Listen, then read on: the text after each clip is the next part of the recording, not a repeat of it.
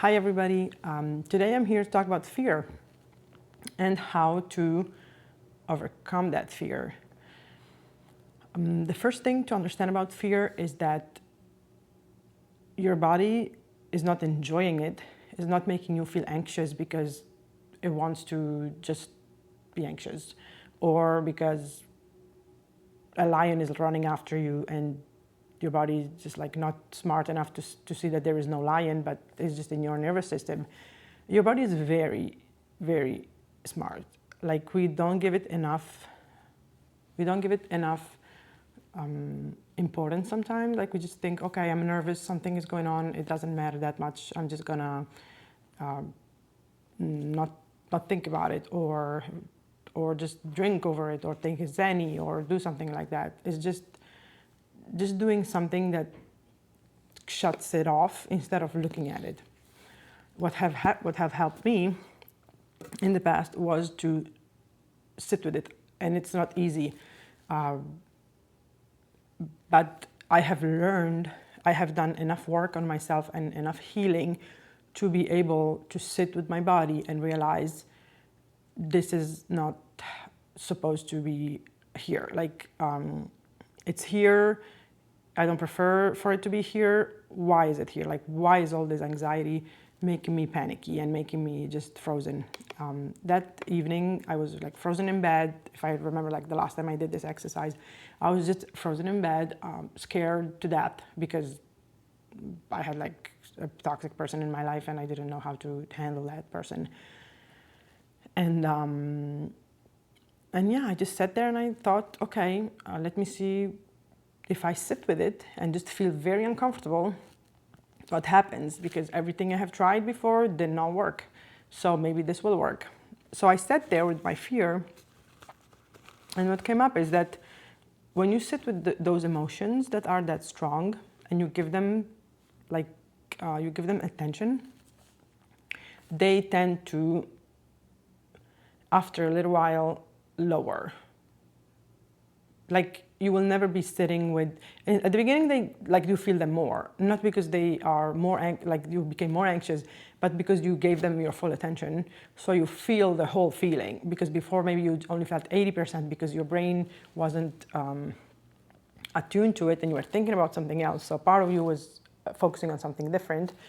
The moment you start focusing on 100% on your fear goes up, like your anxiety goes up. So this was like not the easiest exercise to do or like it's not the most pleasant thing to do, but once you do it, eventually you realize, okay, I feel slightly better, even if it's very small improvement. And with that small improvement, you do it one time, you do it the next time, you do it the next time again, your body learns, oh, this person is consistent. Like your body says, okay, you're giving me some attention. I love that. That's all your body wants. Like they just want it. Fear is a messenger, and it's coming through your body and your nervous system. And your body and your nervous system just wants you to listen to them and ask, what is it you're trying to tell me? And actually you can ask this question out loud, because then your brain kind of gets like, hears it with your ears, and you realize, okay, maybe I should answer this question. Let's find the information somewhere. And let's see if you are prepared to hear it. Because if it's something very deep inside of you, if it's a trauma from childhood that your brain just cannot deal with, it's not gonna come up fully. Like you're gonna find, like you're gonna feel that something is there to dig for, but not really. Like you don't want to go there, so you're going to distract yourself with something else or come up with something smaller to solve or anything like that. But that's okay. Like you don't have to go into do it the first time and go into the deep ocean of your unconscious and try to dig why your mother didn't love you or something like that. That is too much. So you do it one little step at a time. I think that is the most frustrating part about healing. It's the timing. Like it takes a long time. Not a long time, I don't want to like discourage you or anything, but it's like what happens is you think, oh, after this gigantic thing that I just had, like you had one of those downloads and one of those realizations, there is nothing worse than this. Like I am free, I am healed. And then 1 week later, something else come up. And then you say the same thing. Oh, after this, I don't see anything else coming up. And then something else come up that you didn't see. That I find that was the frustrating part. And then I made peace with it. I thought, okay, whatever. I'm just gonna give for granted that next week something crazy is gonna come up that I never realized, and that's what keeps happening. But they say, like one phrase that I've heard in the past that wasn't a very good phrase because it made me like fearful, not fearful, but like a little bit worried about the healing. It was 30 days in the forest, 30 days out, or 30 years, whatever. And I did not like that. Like, I don't think healing takes that time. I think once you put your body and your mind in a place of healing, in a place where you can heal, like where you're safe, you're taking care of yourself, you don't have toxic people around you, because that's what's keeping the wound open. Like, if your environment is unsafe, especially with people, if you don't have the best place to live, that's fine. Your body doesn't really care. But the people bringing up all that trauma from your childhood or from any other time of your life, having that toxicity around you is what doesn't keep you. It's what keeps you from healing. Like, even if you're doing the work, but you see, I'm not going anywhere. I have been on this journey for 4 years, but then your boyfriend is toxic. It doesn't matter how much work you do. Like, yes, you can grow. You can heal parts that are not linked to that exact toxicity that he's bringing in your brain. Like, it's not linked to that chemistry. Maybe you can heal your relationship with your body, maybe, but you still keep having anxiety and panic attacks because your boyfriend is toxic, for example, and he's still in your life. So you have to put boundaries. Like, you either leave him, and I know this is harsh, but sometimes we just have to do what we have to do to heal and to put ourselves first, or you put very strict boundaries and you learn how to put those boundaries up and just not involve in certain things. So you can have that space, you can give your body and brain and mind the place to heal. Like, you cannot heal in the war zone. You have to move to a safe place. People that are toxic in your life create that war zone, even if you don't know it, even if you don't notice it. So that's the first part. Like, it's very important that you do the healing part while you are in a safe space. They say being hurt is very hard. Yes, trauma is terrible. Living with trauma is a horrible thing. But don't expect that healing is just, when I wanted to heal, I thought I'm just gonna lie down, process all of my traumas, get up like a new person, and go on with my life. and then I'm like a new person. And yes, that happens. Like, you lay down, you process, you get up, and you go on.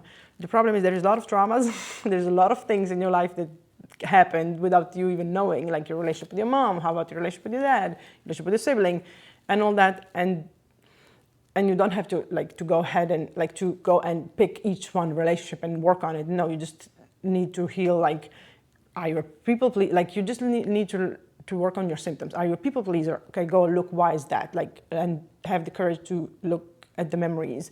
When did you people please? What did that help you do? And there are some very usually basic motivations for that, like to survive and blah, blah, blah. But we can talk about that in another video. And there's a lot of information about these things out there. But the most important thing is that understanding that fear is not there to scare you. Like, as paradoxical as it sounds, the scariest part about fear, it's the fear in itself. Because once you go in and once you start digging why the fear is there is nothing more that you will never find more fear. Like, yes, you will feel it more because you attune to it. You say, I'm going to look at you. Once you look at it in the face, yes, it's going to be, oh my God, this is scary. I don't like this.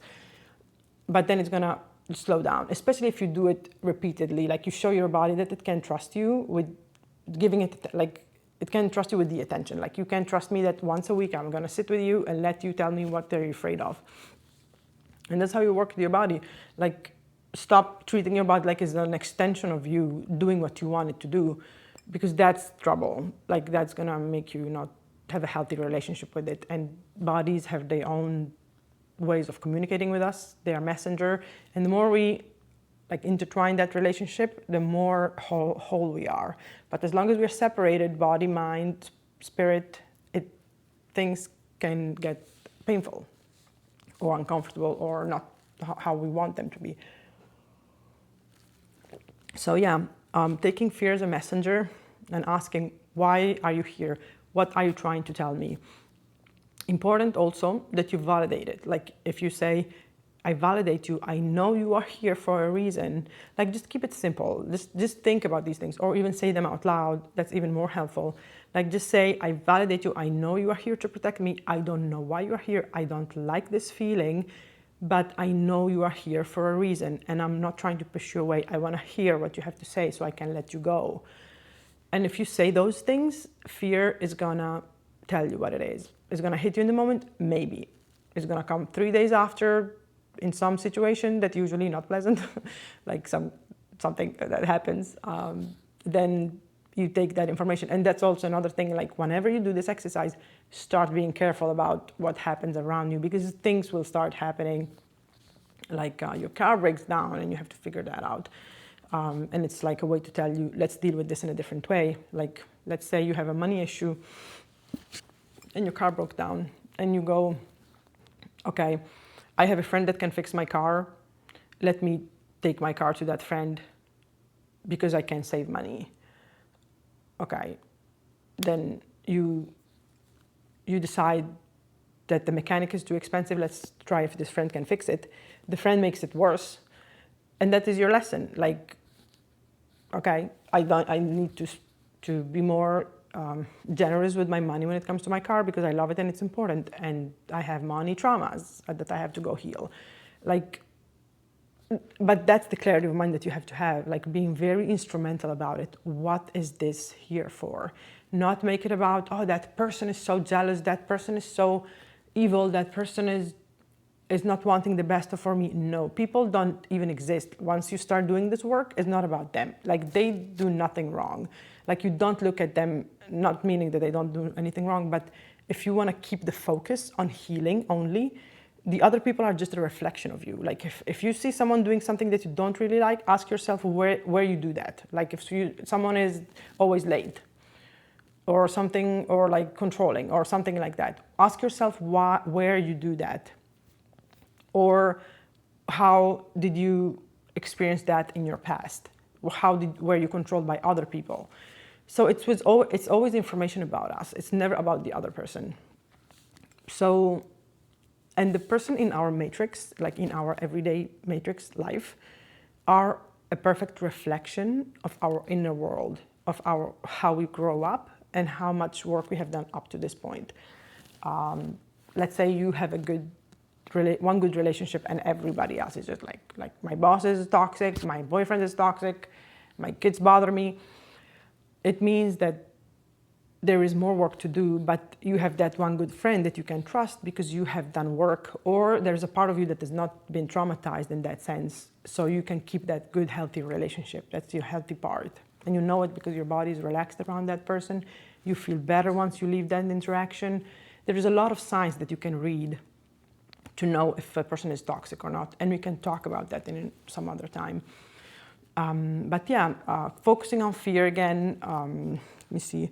So yeah, also thank your fear. Like, be thankful that your fear is there because it's telling you something. It's telling you can be happier than this. You can be much relaxed and more relaxed than this. You can have fulfillment from this. You don't have to live it in this tight and scared and controlling way and trying to fit everything in a box so you are safe. Like, no, don't let that happen to you. Like, don't try to fit things in a box just because you feel safe. It's better to feel unsafe for a little while your fear is feeling in your body by saying, you can hit me now, please fear, hit me with all of your force and tell me what is going on because I don't like this. And if this is what makes me suffer and this is what I need to do to suffer less, then please go ahead and tell me what's going on. And thank it, like, be thankful. I thank you for being here because you are teaching me something about myself. You are allowing me to understand, to know that I am not aligned with my true self. And you will notice that the more aligned you are with who you really are, with your true self, the more life gets easier. Like, you are not as awkward around other people. You know what to say not because you're perfect or because like words just come up from direct from God sometimes, but not always. But you are okay if you say the wrong thing. Like you don't judge yourself. You're very self-forgiving. If you mess up, you say, okay, this is life. I forgive myself. I hope I didn't hurt that person too much. You know how to say sorry if you hurt somebody. It's just, your life just gets so much more free and easier and all that. And I'm not telling you this as a like, it's very empirical, like it's very, very real. It's very, you can test it in real life. And from my experience, and I come from a lot of trauma, like I come from a place where I was traumatized in almost all areas of life, like even stuff like eating and like, which happens to a lot of people, and we have to talk about that at some point because food trauma is real and we don't talk about it enough. And I think people are just focusing on how do I lose weight, but how about the internal work about why the weight is there? But we can talk about that in another video if, like, I'm sure even if nobody's interested, I will still talk about it because I really like the topic. So hopefully people like it and people find it helpful. And the other thing is, so yeah, it's just about, like, you just feel much better. And like, I'm just here to tell you, I came from a lot of trauma, like not being authentic at all, to being very open about who I am and loving myself and with my flaws, with everything that is going on that is not right in me, being perfectly fine with it and loving it. It's possible, you can reach that place. I am still working on things, obviously, we all do. Like we all always work, like there's always challenge, and that's welcome because it makes you grow. It's not always easy. Sometimes it's like, why is this here again? Like, you know, but then you face it in a different way, like you respond differently. Even responding is another tool that I have used in the past that can be very helpful in rewiring your brain, like rewiring how you relate to something or someone. It is very important, a very important tool. Like you just, given a situation A, you don't do the same pattern that you do because your brain is wired on that, so it comes natural. But you literally, and this sometimes can be very, like, a little difficult, but healing is just not that easy. But you can enjoy it, like you can get the fruits out of it. You have to suffer anyway. Like if you don't work on the trauma, you are suffering because the trauma is there. If you start working on the trauma, you're suffering because you're working on it, but it won't last forever. Like give it the time that it needs to be there, a month, a year, 2 years, who God only knows. And everybody has their own processing time. But eventually you will get over it. Like if you want to really look at something and you want to solve it, there is nothing that's going to stop you from understanding why you have that specific fear, if you really want to know. The thing is, people don't want to know because they just want to run away from it, which seems the easiest option. Actually, it's very hard for you to not be yourself. It's like very hard to go against who you really are. But anyway, so with fear, so it's just a messenger telling you you're not in alignment with your true self, like we were saying. So yeah, the whole process of healing is just, in fact, realigning your true self with yourself, with body, mind, spirit, everything. Just be one holistic, whole being. And because of the fragmentation, that's why we suffer. So yeah, this is what I had to say about fear. And I hope you all have a good day.